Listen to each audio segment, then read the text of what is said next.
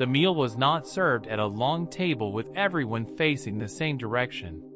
That image, the one burned into the collective memory of Western civilization by a single Renaissance painting executed on a refectory wall in Milan nearly 15 centuries after the event, has almost nothing to do with what actually happened in Jerusalem on that spring evening in the year 33 AD. The table was low, close to the floor, in the style that was standard across the Jewish and Greco-Roman world of the first century. The guests reclined on cushions, leaning on their left arms, eating with their right hands, arranged in a loose curve or U-shape around the food rather than in a straight horizontal line. There was no white tablecloth pressed and folded for a formal occasion, no individual place settings of elegant silverware, no theatrical arrangement of symbolic objects placed for maximum visual impact. There was a room, lit by oil lamps whose flickering would have cast the walls in warm and unsteady light, and there were 13 men settling into the posture of the Passover meal, and there was the smell of roasting lamb and bitter herbs and salted vegetables, and the particular sharpness of wine mixed with water, and there was a conversation already beginning that none of the men present fully understood until long after it was over.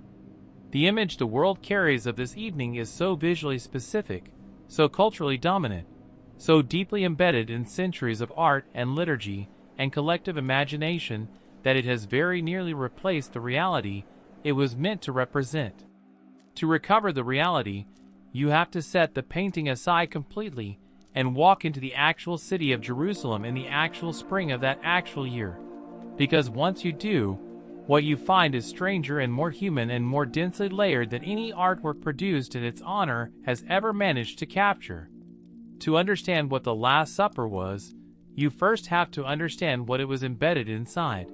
Because this was not a private dinner invented by Jesus for the occasion or a spontaneous gathering organized around a personal farewell. This was Passover, the single most important night in the Jewish religious calendar, a ritual meal called the Seder that had been practiced in recognizable form for well over 1,000 years for that evening, and that is still practiced today in a form that would be largely familiar to anyone who had sat at that table in Jerusalem in 33 AD. Every element of what happened in that upper room was shaped by tradition, scripted by theology, and freighted with centuries of accumulated communal memory.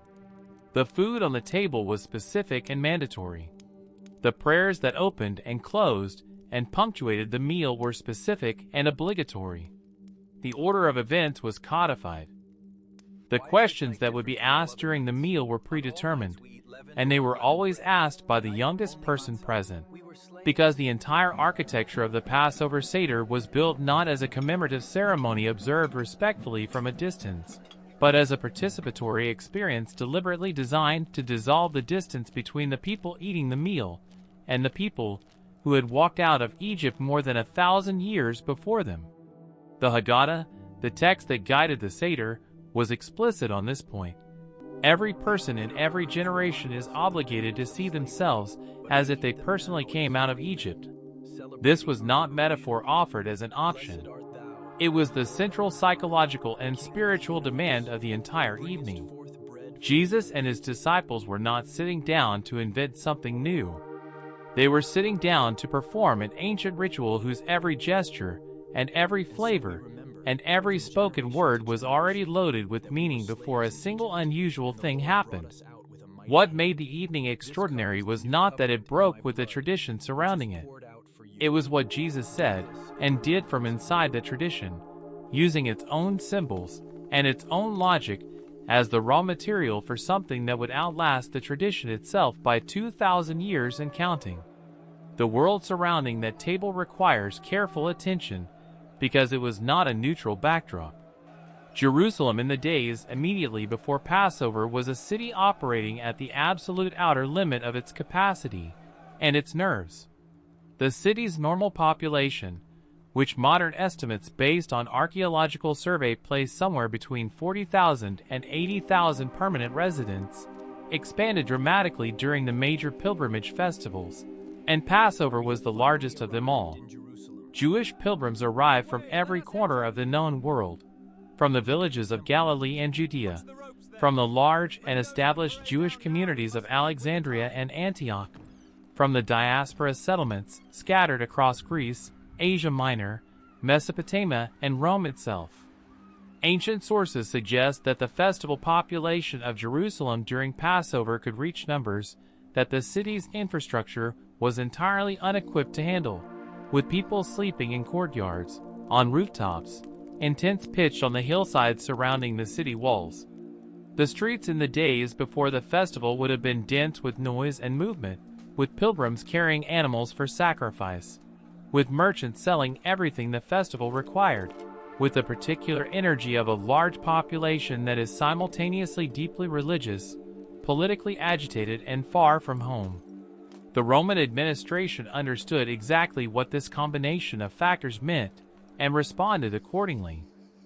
Pontius Pilate, the Roman prefect of Judea, normally governed from Caesarea Maritima on the coast, but during the major festivals he relocated to Jerusalem with a reinforced military presence, not out of respect for the religious occasion, but out of the entirely rational fear of what a crowd of hundreds of thousands of pilgrims celebrating divine liberation from imperial oppression might do if something sparked them.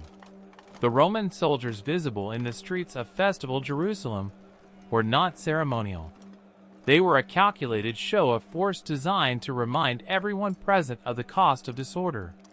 For the Jewish pilgrims walking past them on their way to celebrate the Exodus from Egypt, the irony was not subtle, and it was not lost on anyone.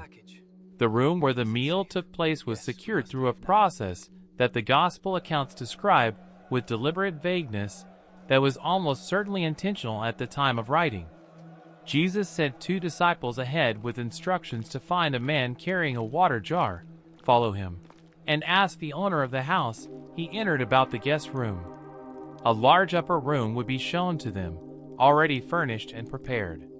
The arrangement reads as something organized in advance through an intermediary, designed to keep the location unknown to the wider group until the last moment. This level of operational security was not paranoid excess.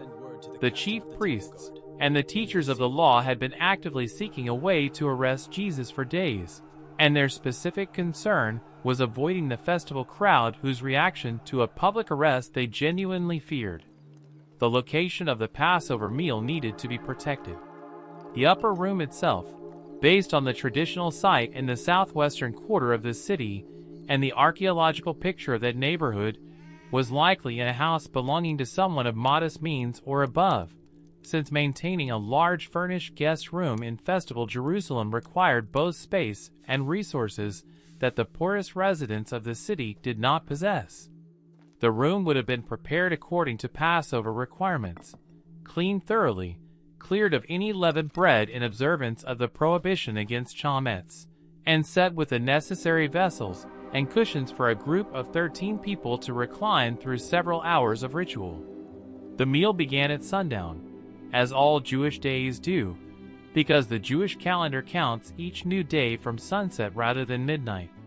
The 15th of Nisan, the date of Passover, therefore began on what we would call the evening of the 14th, and the group would have gathered as the last light over Jerusalem faded and the stars became visible.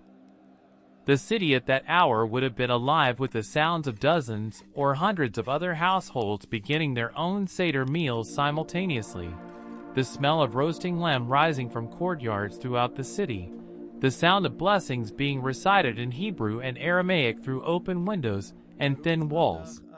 The first act of the Passover Seder is the Kiddush, the sanctification, performed over the first of 4 cups of wine. The wine in that room, as in every Jewish household across the ancient world in that period, would have been diluted with water. Drinking undiluted wine was associated in ancient Mediterranean culture with barbarians, with excess, with the dangerous loss of reason. A ratio of roughly 3 parts water to 1 part wine was standard practice, producing something mild enough to drink across the course of a long evening without the group becoming impaired. The wine itself would almost certainly have been red, produced from the vineyards of Judea or the Galilee region, carried to Jerusalem for the festival season. The 4 cups of the Seder were not arbitrary units of measurement. Each corresponded to one of the 4 expressions of redemption that God spoke to Moses in the 6th chapter of Exodus. I will bring you out. I will deliver you. I will redeem you. I will take you.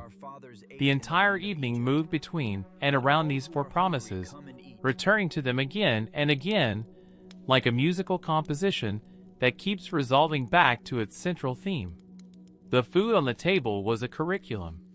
Every item had been placed there not for nutritional reasons, but for what it taught, and what it made the person eating it remember and feel.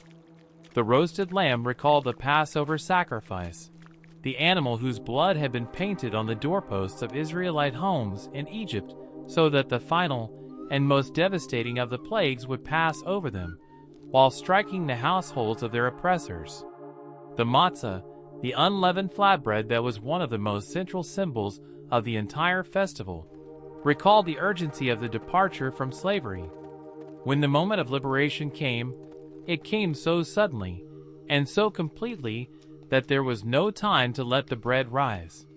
Freedom did not wait. The dough was taken as it was, unbaked and unleavened, and the people carried it on their shoulders as they walked out into the desert, and they baked it in the sun, and that flat cracker of desperate haste became one of the most sacred foods in the history of human religious practice. The maror, the bitter herbs, most likely a variety of bitter lettuce or chicory available in the Jerusalem market of that period, was eaten to put the taste of slavery in the mouth, not as a historical abstraction, but as a present physical sensation. The bitterness was the point. You were meant to taste what your ancestors had suffered, to let it sit on your tongue and mean something. The charoset, a thick paste made from fruit and nuts and wine, represented the mortar that enslaved Israelites had used to construct the building projects of Pharaoh, the physical labor extracted from human beings treated as property. The salt water into which some foods were dipped represented the tears of the enslaved, and the waters of the Red Sea through which the liberated walked to safety. Sitting at that table meant sitting inside a complete sensory reconstruction of the most formative trauma and the most formative liberation in Jewish history, eating your way through the story from bondage to freedom, from tears to celebration, from death to life.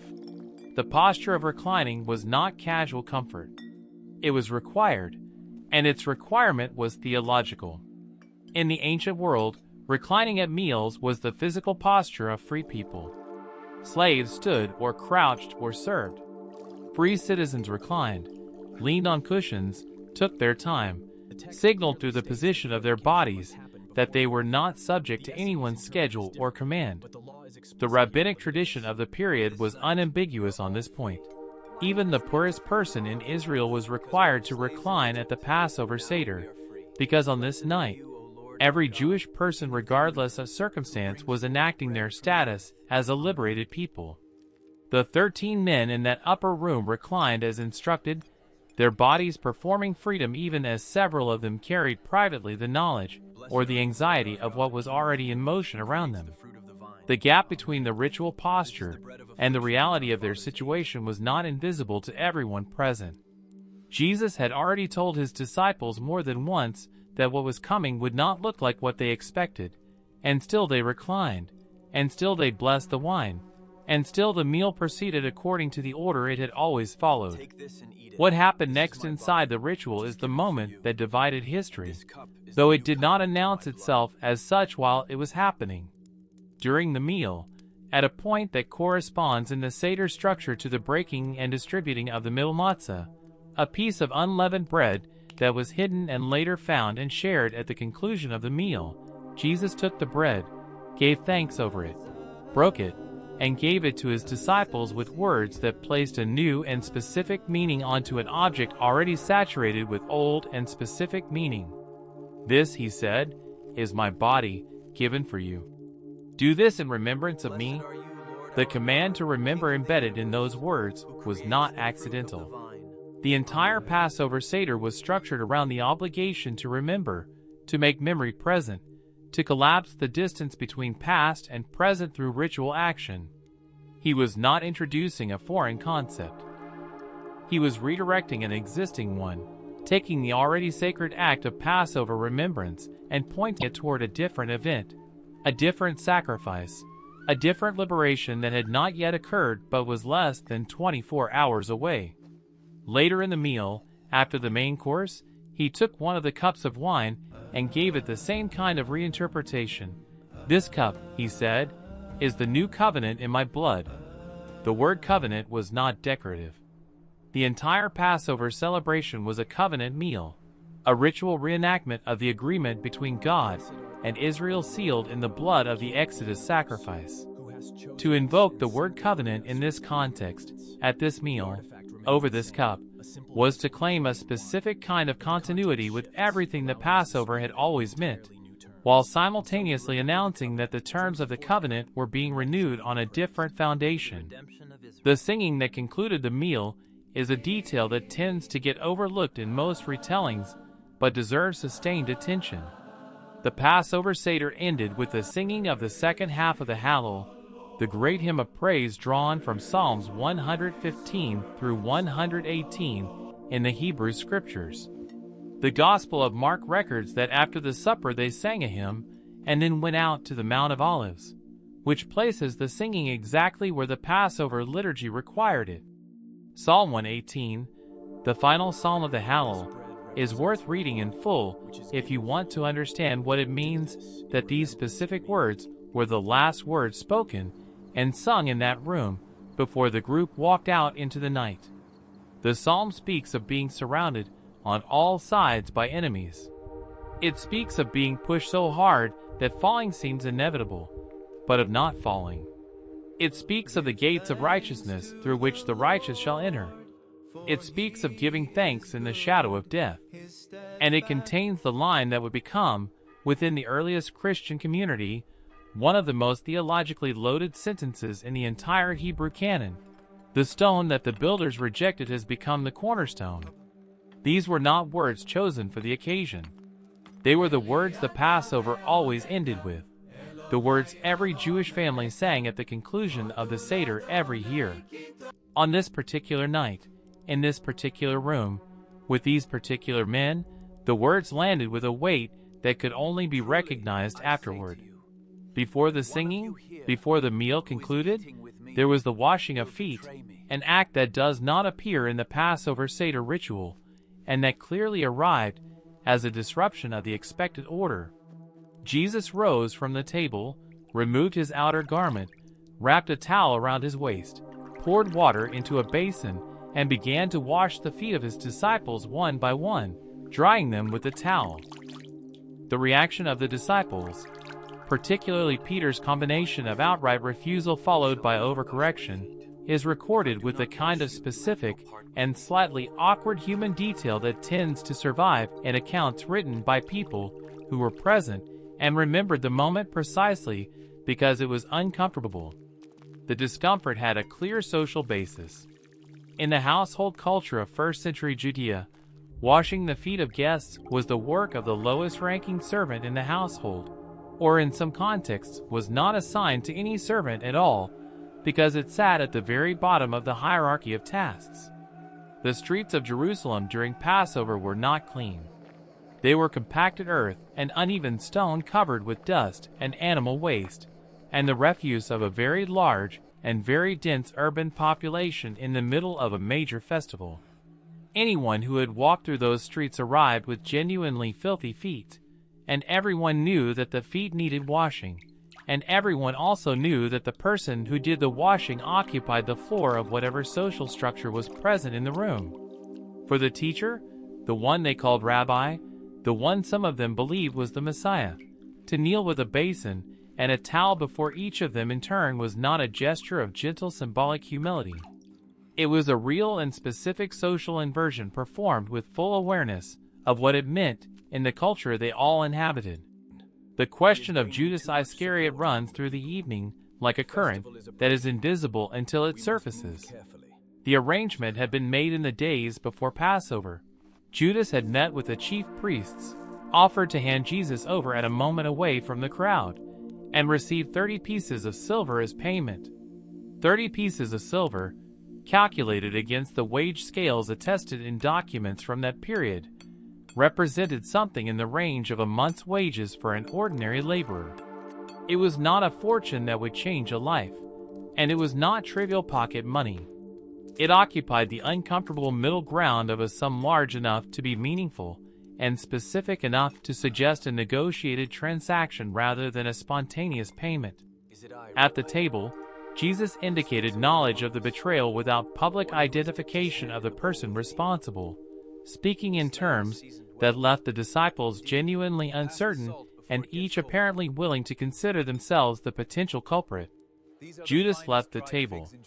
John's Gospel records that some of the other disciples assumed he had gone to buy what was needed for the festival or to give something to the poor. And in the context of Passover, even a city full of merchants and people seeking charity, both explanations were entirely plausible. Nobody ran after him. Nobody stopped him at the door. The moment that would be remembered as the departure of a betrayer looked, from the inside of the room, like an ordinary man leaving a table for ordinary reasons. The conversation that followed, recorded in John's Gospel across chapters 13 through 17, is historically unusual in a way that the normal categories of ancient literature do not quite capture. Most of what survives from the ancient world about the interior lives of ordinary people comes through channels designed for public consumption: formal speeches, philosophical dialogues written as literary compositions, official letters edited before preservation, testimony extracted by legal procedure. What John's Gospel claims to preserve is a private conversation at a dinner table over several hours, including the texture of misunderstanding and the attempts to correct it, the questions asked from genuine confusion rather than rhetorical posture, the expressions of fear, and the responses of reassurance, and a sustained and patient effort by one person to prepare the people closest to him for a loss that they had no framework to process and could not yet fully believe was coming. The themes of that conversation move through departure and return, through a definition of love built on the willingness to give everything for another person, through the promise of a presence that would continue after the physical presence ended, through the relationship between a small inner community and a world that would regard them with hostility, and through a specific kind of peace described as available precisely in circumstances where external conditions would make peace seem absurd. The prayer recorded in chapter 17, offered at the table before the group went out, covers the disciples present in the room, the wider community that would form from their testimony, and the question of unity as both a practical and a theological necessity. Whatever position you hold on the authorship and historical reliability of these chapters, the literary and human substance of what they contain is without close parallel in the documentary record of the ancient world. Here is the detail that tends to produce a genuine pause in people who have never fully registered it. The ritual that became the central act of Christian worship across 2,000 years of history, practiced today in forms ranging from elaborate high church liturgy to simple shared bread and cup in a living room, traces directly and explicitly to a Jewish Passover Seder. The bread that became the Eucharist was matzah, the unleavened bread of affliction, the bread of haste and liberation, and the memory of slavery. The wine was Passover wine drunk in fulfillment of the 4 promises of redemption spoken by God in the book of Exodus. The prayers that framed the meal were Hebrew blessings developed across centuries of Jewish liturgical tradition. The songs that closed the evening were psalms composed and sung in the temple and in Jewish homes for hundreds of years before that night. The conceptual architecture of the entire ritual, a sacred meal that makes participants contemporary with a foundational act of divine liberation that involves blood and sacrifice and covenant and memory transformed into present experience, was not invented in that upper room. It was inherited from a tradition stretching back beyond Moses to the earliest formations of Israelite identity. This is not a footnote to the story of what the Last Supper was. It is the story. The reason the words spoken over the bread and wine landed with the weight they did was that the bread and wine were already sacred objects in a system of meaning that everyone at the table had inhabited since childhood. You cannot understand what Jesus did at that table without understanding what the table already meant, because the new meaning was built entirely out of the old meaning, layered onto it with precision, and with full expectation that the people present would feel both layers at once. Here is a question worth placing in the comments, because it does not have an easy answer. If the Last Supper was a Passover Seder, and the Passover Seder was itself already a ritual designed to make participants feel they personally experienced an ancient liberation, what does it mean that the central meal of Christianity is a reenactment of a meal that was itself already a reenactment? What was being layered on top of what? And does understanding those layers change how you read what happened in that room, and what it was asking of the people present? There is something that resists simple summary about the durability of what that evening generated. The Roman Empire that ordered the execution of Jesus the following morning has been gone for 1,500 years. The temple in Jerusalem that stood at the center of the religious world every Passover pilgrim in that city was celebrating was destroyed by Rome 37 years after that supper, in 70 AD, during a siege of such totality that the city itself ceased to exist as a Jewish space for decades afterward. The specific political arrangements of that particular Passover week, the calculations of priests and prefects about crowd management and religious authority, and the cost of leaving a popular preacher unchecked, all of it dissolved into the archaeology of a city that has been destroyed and rebuilt and contested and layered over so many times that the ground level of 33 AD lies meters below the current streets. But the meal survived. Not as a preserved artifact, not as a historical curiosity examined through glass in a museum of religion, but as a living practice repeated daily and weekly in thousands of communities across every inhabited continent on Earth, performed in Latin and Greek and Coptic and Amharic and Syriac and Mandarin and Swahili and hundreds of other languages that did not exist when the original took place. Conducted in architecturally magnificent cathedrals, and in bare concrete rooms, and in forests and in prisons, and in underground gatherings where the act of performing it carried genuine personal risk. The same bread broken, the same cup lifted, the same words spoken over both. Every repetition drawing a direct line back to that low table in that oil lamp room in an overcrowded festival city where 13 men reclined on cushions and ate a meal that was already ancient when they ate it, and where something happened that turned the meal into the most repeated ritual act in the history of the human species. Whatever you believe about what it meant, the sheer statistical improbability of that outcome, traced from that specific evening to the present moment, is one of the most extraordinary facts that the entire recorded history of human civilization contains. If this kind of reconstruction, going past the image and into the actual room, past the symbol and into the actual meal, is the kind of history you want more of, then subscribing means you will be here the next time we do it. And if you know someone who has spent their entire life looking at Leonardo's painting without ever once wondering what was actually on the table, or what the people around it were actually doing, send this to them, because that is precisely the kind of conversation that deserves to happen over a meal.